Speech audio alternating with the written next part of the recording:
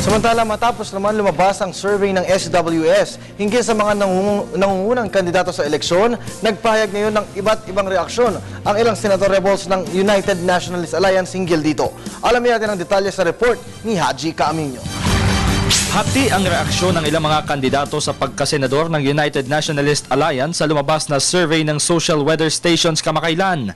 Si Senatoriable Nancy Binay na umangat ang rating sa number 7, ikinatuwa ang lumabas sa survey bagamat hindi niya ganong pinag-uukulan ito ng pansin.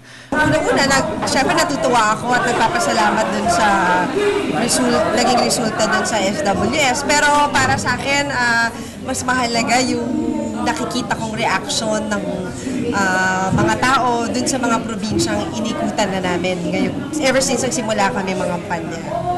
Kung si dating Senador Mig Zubiri naman ang ari naman anyang pagkatiwalaan ang mga survey. Dahil umano dito ay nalalaman nila kung epektibo ba ang kanilang pangangampanya sa taong bayan. Well, ako ay nagagalak at natutuwa na nasa top 12 pa rin ako consistent these last 2 months.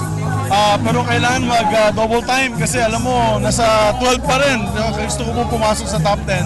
Kaya importante siguro malaman ng taong bayan yung plano natin para sa kanila.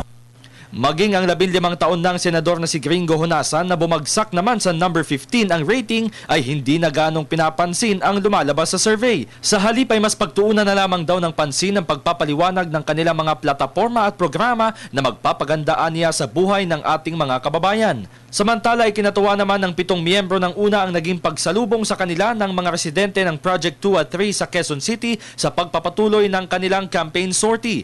Wala sa kampanya ang senatoriables na sina Jack Enrile at JV Ejercito Estrada.